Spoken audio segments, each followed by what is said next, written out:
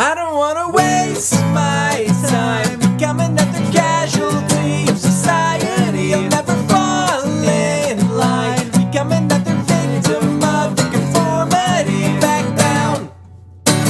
That's right, I will never back down. Tom Petty style. Rest in peace, Tom Petty. Yeah, rest in peace for sure.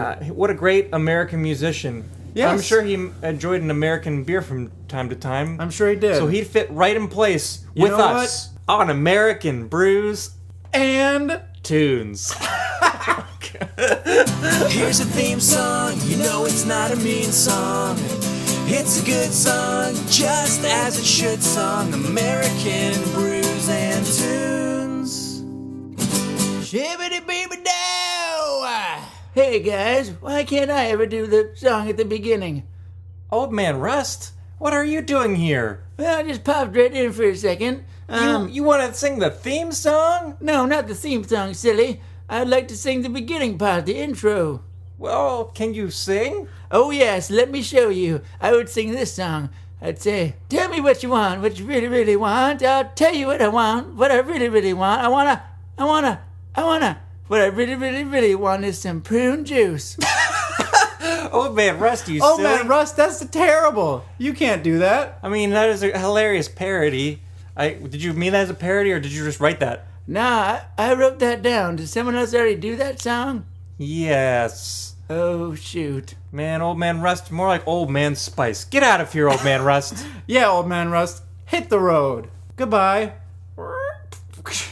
Man, he just keeps coming back. He comes back at the worst times, right when we're about to start the episode. Another one-off episode. Yes, this is a one-off episode, as you would know from our last episode, which was episode 33, where we revisited some old bands, the Shins Yes. and NoFX.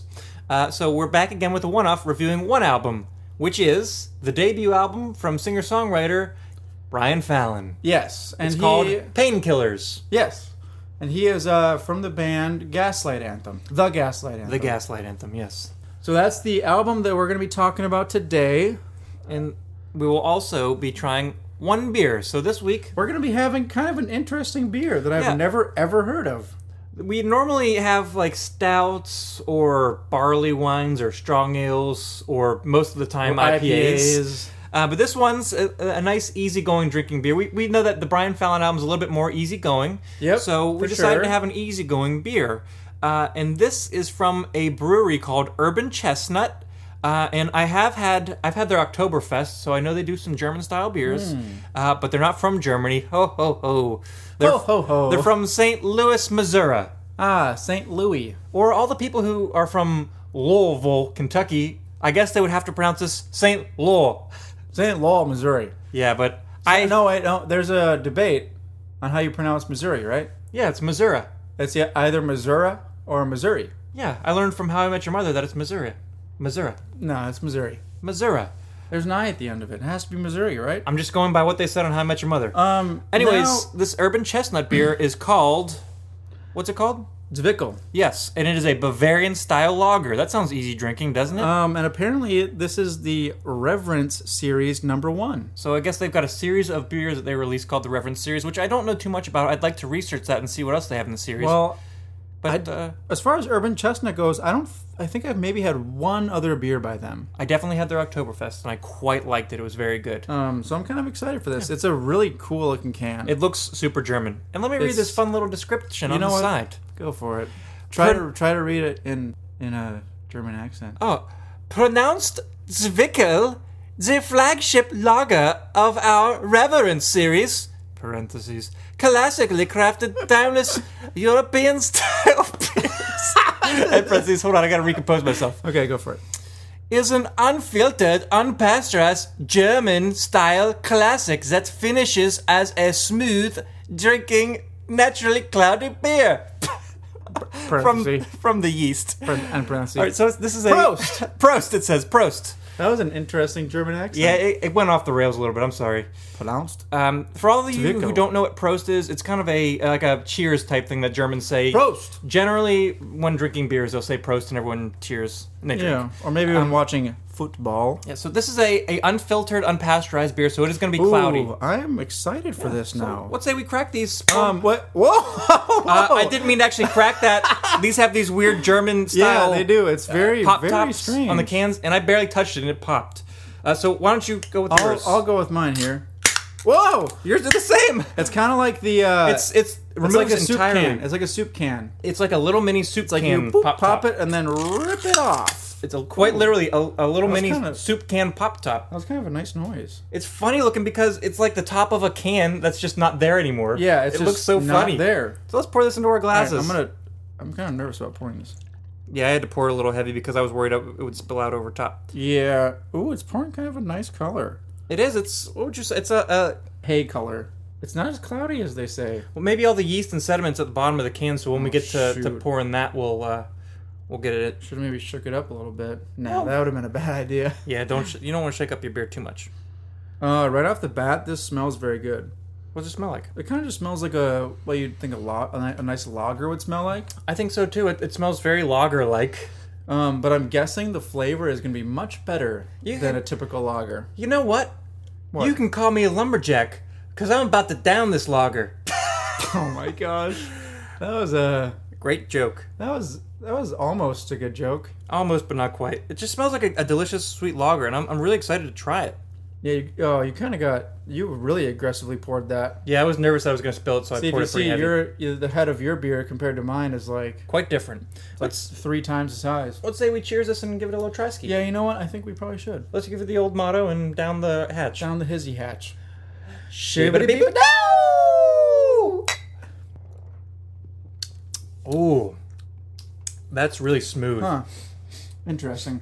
It's That's really nice. It's sweet like I want a delicious lager to be. Yeah. It's very nice, very smooth, and it definitely tastes Bavarian lager style, like that crisp like German Pilsner. I'm Well, not thinking- Pilsner, but German style malts. I know what you mean. Yeah. I think this is going to be very delicious as it warms up. Oh, I think it's delicious right now.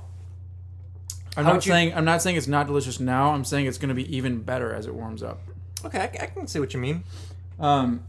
I would say this is just such a nice, smooth, crisp, classic flavor that you want in a beer. I agree. I wish that American lagers tasted like this, like a classic Exactly, American. I really do.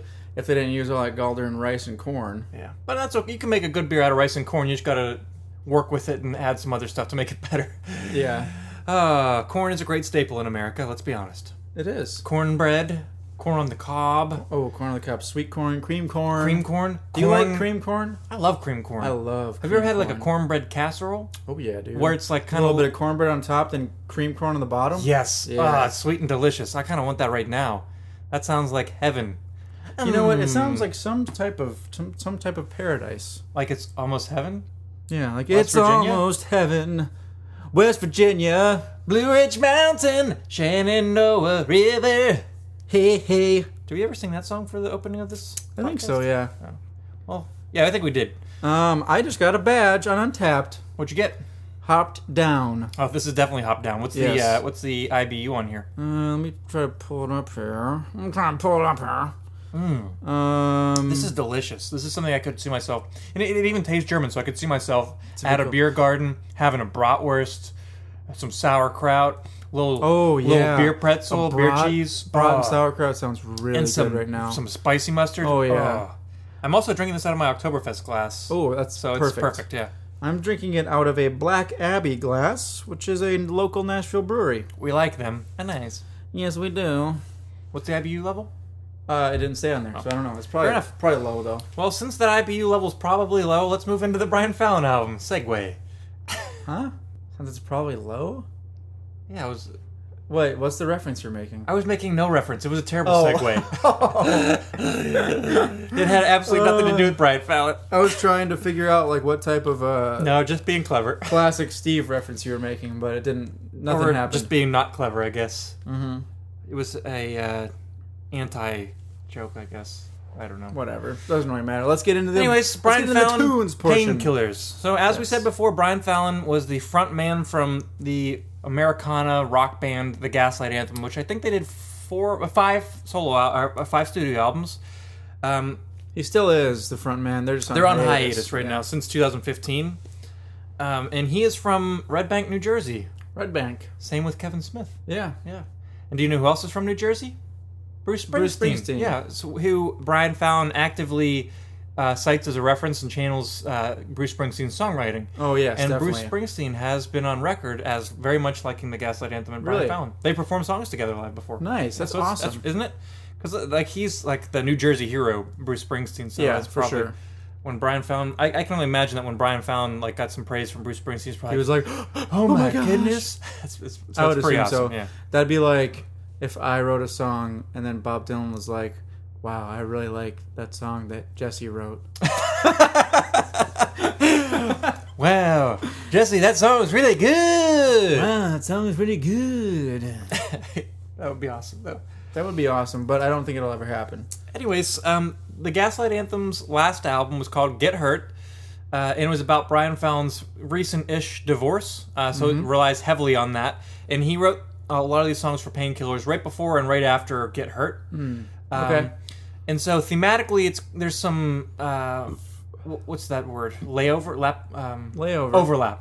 Yeah. There's some overlap thematically between the two albums, but Overarching themes. sound-wise, there's none. Yes. Get true. Hurt was like, I don't want to say anthemic, but studio rock, like It was like stadium very, rock, a big sound. big stadium big rock. rock, yeah.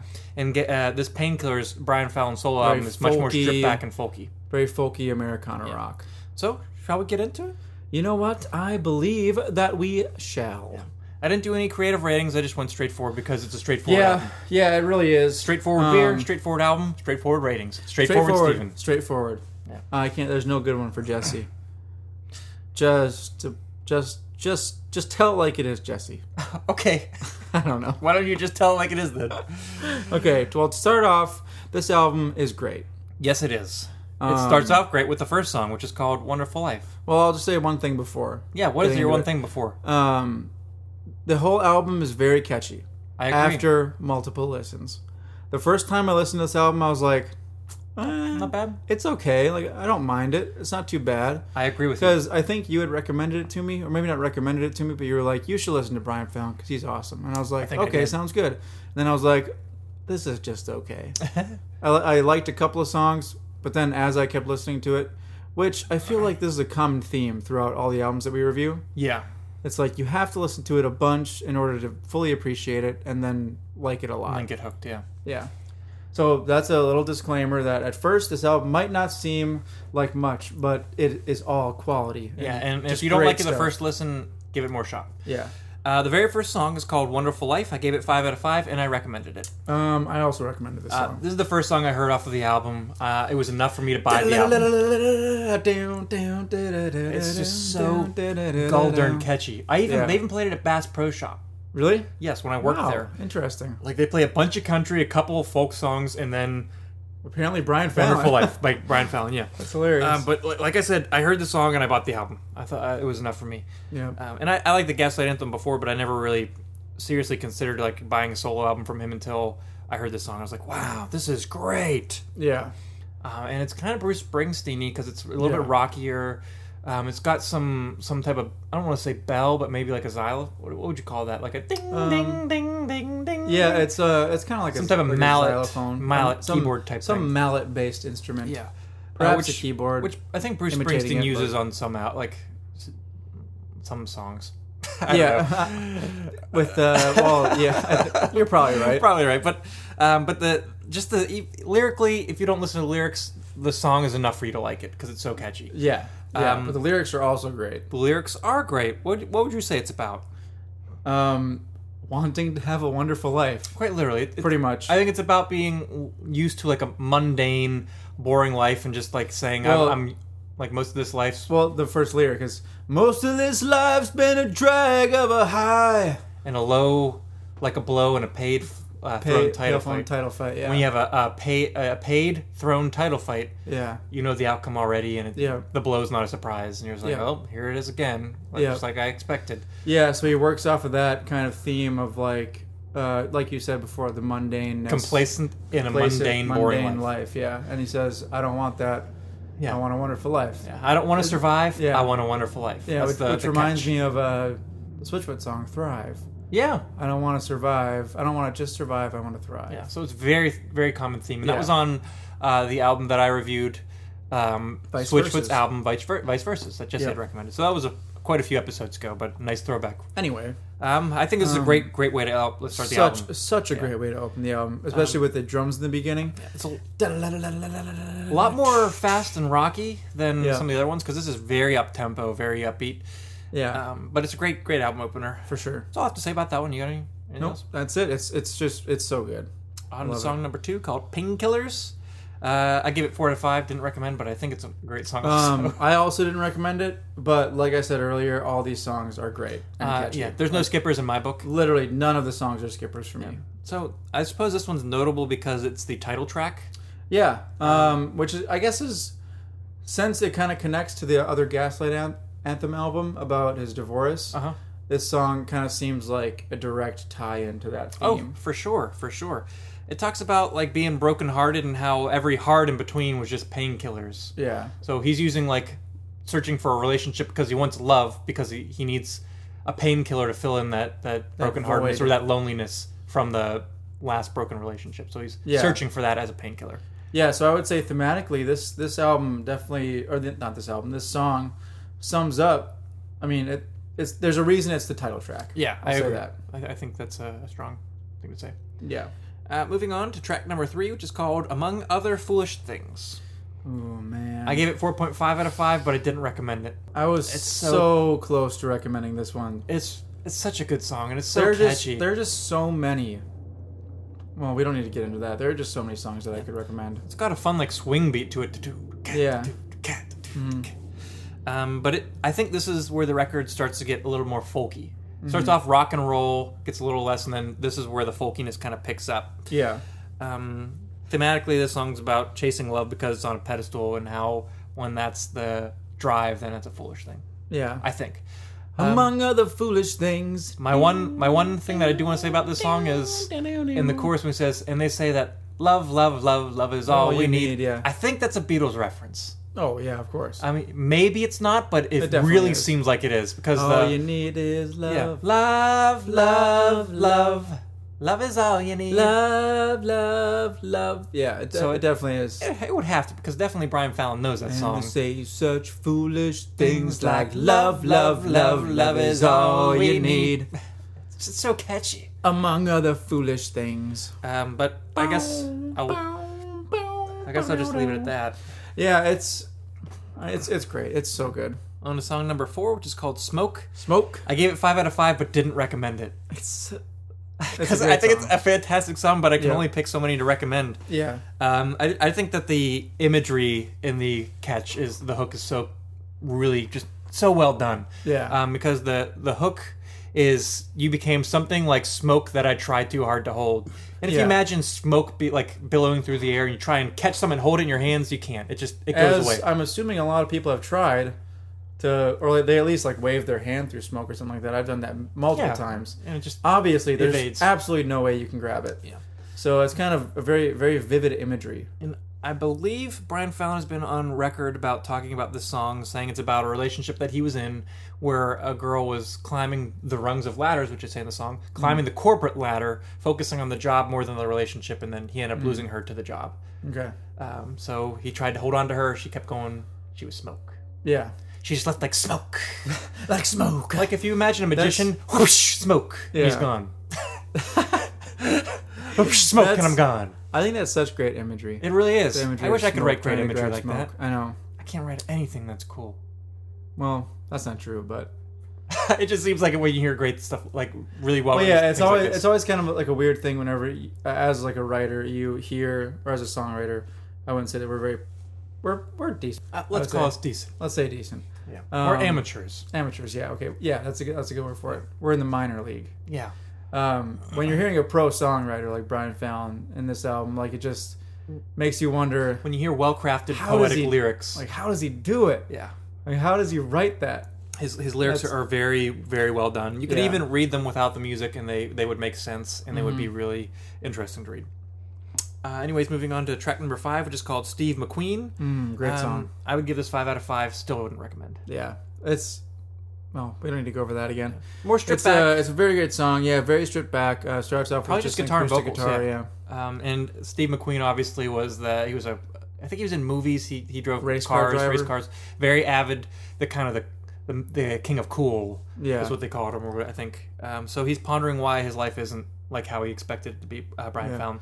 Just wanted to be Steve McQueen. Yeah, my horses, English racing greens. You, me, British racing greens. So he wanted to be like that growing up, and then didn't, and he's kind of maybe Kind of pondering like just why. wondering why Somberly it didn't wondering why. happen.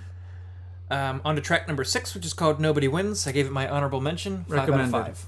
Okay, so Recommended. we both 5 out of focused 5 on for this one. sure. Man, this song is so good. Yeah, I think it's lamenting a lost love, obviously. Yeah. Well, it's pretty fair to guess that.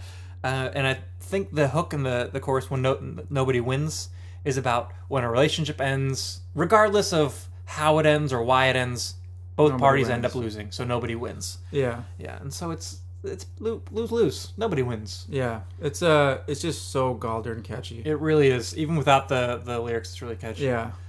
There's almost a little bit of hopefulness to this, because in the chorus... Because they say hallelujah. He says hallelujah. Hallelujah in the a chorus. lot in the chorus. Hallelujah. Yeah. Nobody wins, which is my favorite part of the song, that little breakdown with the hallelujahs. Yeah. But in the chorus, he also talks about, if I never see you again, have a round on me. Yeah. So he's like saying, we're never going to see each other again because we both lost, but you know what? Down the road, Still, have yeah. a round on me because Because hallelujah, nobody hallelujah, wins. nobody wins, so let's Yeah. lose together. So like it's kind of like accepting the fact that nobody is gonna win, and then like trying to move forward from that. Yeah. And it's a great song. Yeah, it really is. You have anything else to add to that one? That's it.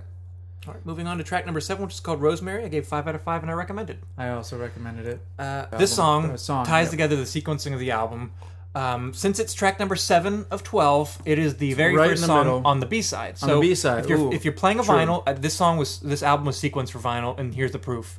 The first half of a record only contains half the songs. Yep. When it's done, you got to flip it over and start the next side. Yep. This is the start of the B-side. So it's almost like starting anew, like starting Yes. a new, fresh album. So because this is the start of the B-side, this puts importance on the last song, which is song number 6, because that's the end of the Yeah. A-side, and importance on this one being the start of the B-side. So it's like Yeah. maybe that's the end of something, here's the start of something else. Yeah.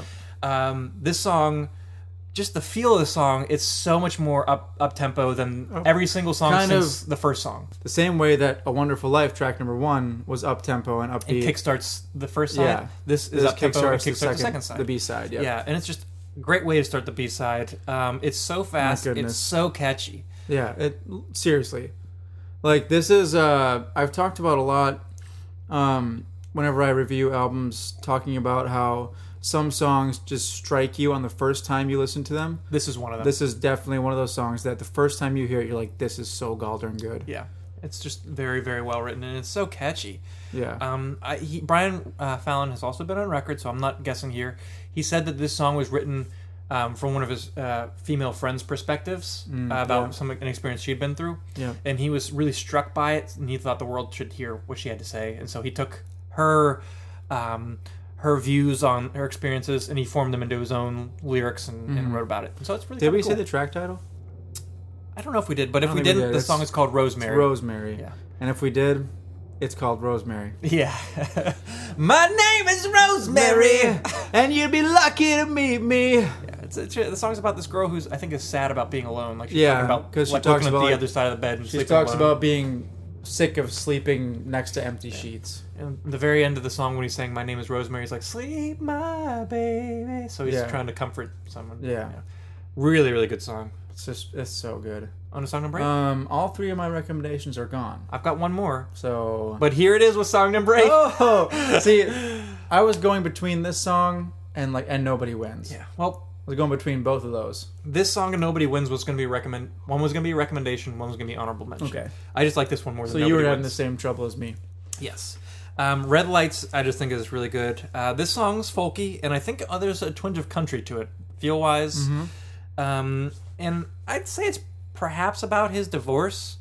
And I'm going to paraphrase, but also kind of direct quote. I'll cut out a couple words to make this a little bit more concise. But one of the lyrics is, "I can't believe I haven't died of grief since you left." And that's in the first verse. And so that's pretty strong imagery. Like, Yeah, that is fairly strong. So if you can imagine dying of grief, and he's like, I can't believe I didn't die of grief because it was so strong. So I'd say it's probably about the divorce. And I think the song is about dealing with, or perhaps finding ways to deal with, pain. And the chorus is the bomb. Yeah, it is. So the chorus is, so yes, I will take those, whatever else they give me. If it stops the nightmares, it probably won't kill me. And so he's like, yes, I'll take one of those, whatever else you'll give me. If it stops the nightmares, it probably won't kill me. So he's saying, I don't know if that's, when I think of that, I kind of think drug reference. Like, just give me, it doesn't have to be, it's just what I think of first. Anything that alters your mood. Yeah, so he's saying, give me something to help me sleep. Give me something to take away these nightmares that I'm having. Just give me anything to help me. Yeah. And just the way he sings it is so good, and it's really catchy. I completely agree with you. Yeah. Great song. Yes. Great song. Great song. A very great song. It's a very great song. La la la la la la la. A very great song. Hee hee hee hee hee hee hee hee. Man, that song about a great song was a little too long. Man, the reason that I'm so distracted right now is I'm trying to find these lyrics that I forgot to mention during one of the tracks, and I think it was, what song was it on? What are the lyrics like? I'll tell you what song it was on. Something about how he's living in this bright town, but the lights don't brighten up anything. I can't remember that song. Exactly, that's what I'm trying to remember. Moving on to song number 9, which is called Long Drives. I gave this 4 out of 5. Didn't recommend it, obviously. I think this is even more country sounding than the last song. Yeah. And my very favorite part of the song is near the end when he says, I could never get her to believe. And the way he says believe is so deep. He's like, I could never get her to believe. And he gets like almost a gravelly dryness to his this is belief. one of the great chord progression. I could never get her to believe. To believe. Sounds like a smoker raspiness. I could never get her to believe. Old Man Rust, get out of here. Yeah, don't even come in here right now. You can't get anyone to believe with that voice, Old Man Rust. Okay. But it's a great song. Moving on to track number 10, which is called Honey Magnolia. Honey Magnolia. And I gave this 4.5 out of 5. It's great, and it's another stripped-back song, guitar, piano, and vocals-driven. Yeah. And apparently he's also been on record, Brian Fallon, about saying that this is from a female perspective's view. Okay, yeah, no, definitely. Yeah.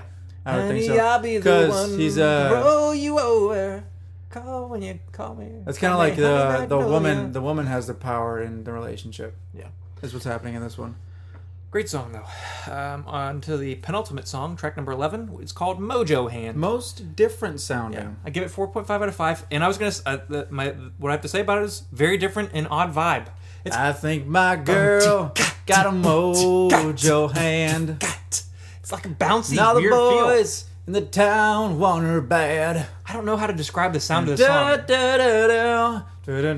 New Orleans, since my girl got a mojo hand.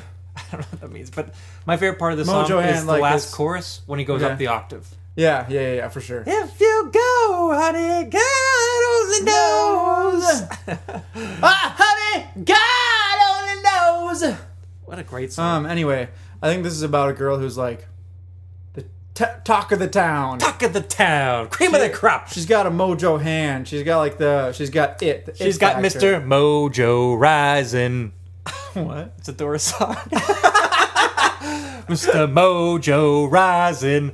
It's also a beer, the Mojo Rising IPA. Mojo Rising. I've never had that one. What brewery is it by? Boulder, maybe?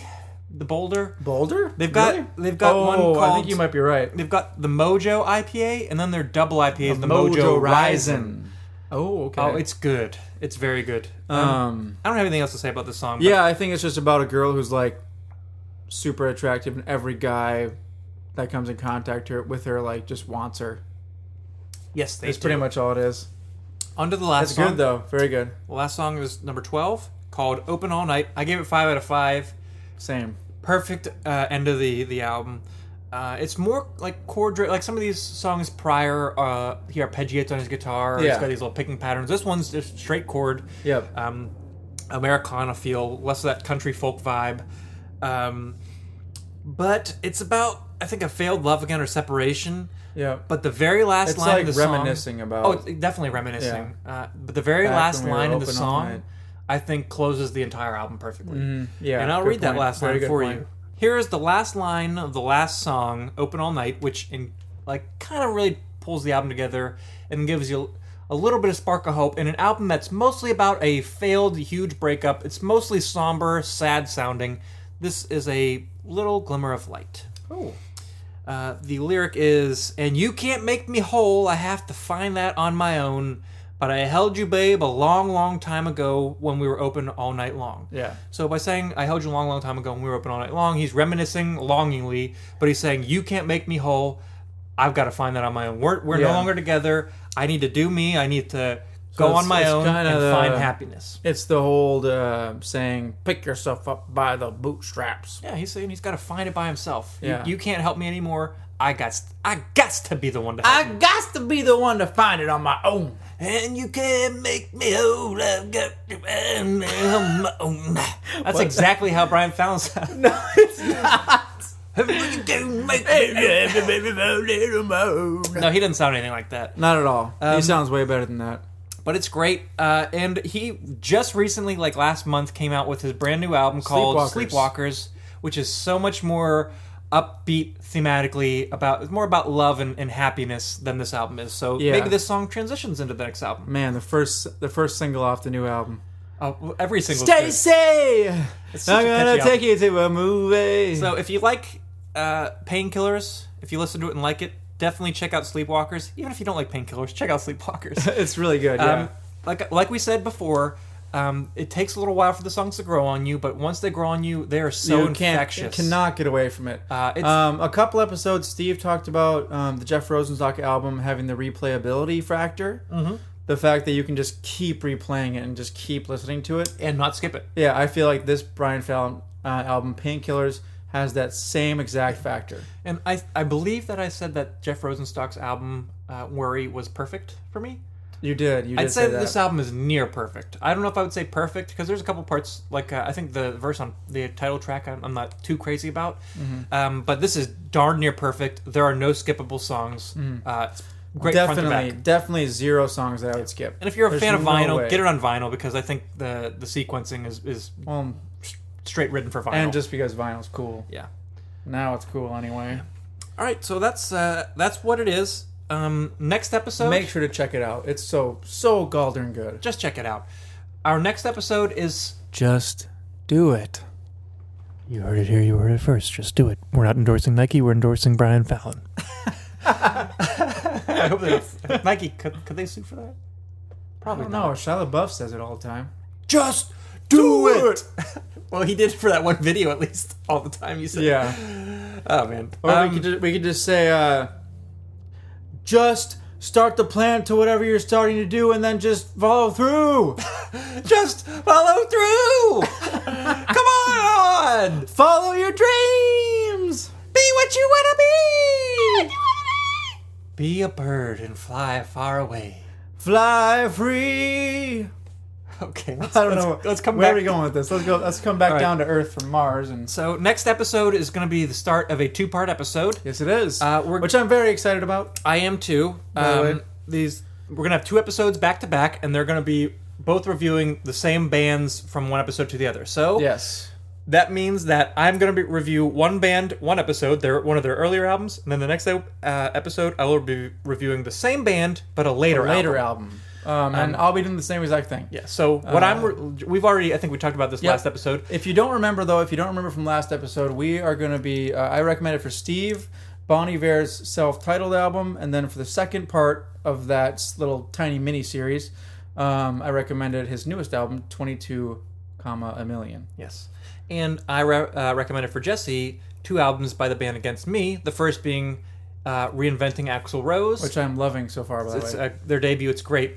And one of their more recent albums called Transgender Dysphoria Blues. Which one of their more recent or their most recent? It's not their most recent. They've had one since. Okay. They have one. I had to clarify. I didn't want to say the most recent. Yep. But it's a big change between the 2. Mm-hmm. And I'd probably say the same about Bon Iver's. Bon Iver. We'll get into that when we review the albums. Bon Iver. So those are going to be some fun episodes, and we're also going to have beers that are related. we'll touch upon that, like related from one episode to the other. Okay, yes, exactly. That Yes, might not we make will. sense now, but it will when we come to the albums. Don't worry, everybody. It'll make sense later. All right, coming back to this episode, any changes on the beer? I mean, it's gotten better. I would say. I think the sweetness has come through a little bit more. The malt, like this malty sweetness. It's more of like that kind of smooth honey sweetness. That golden malty sweetness. Yep. And I can definitely tell still that it's straight like German, and it's so good. Yeah, I love it. Would I have this again? Yes. For sure. If this came in like little 12-ounce cans in a 12-pack and it was like maybe $15 for a 12-pack, I would get it. Yeah, I would too. It's great. Let's say we finish this and sign off for the week. Sounds good. Shibbity-beep-a-doo!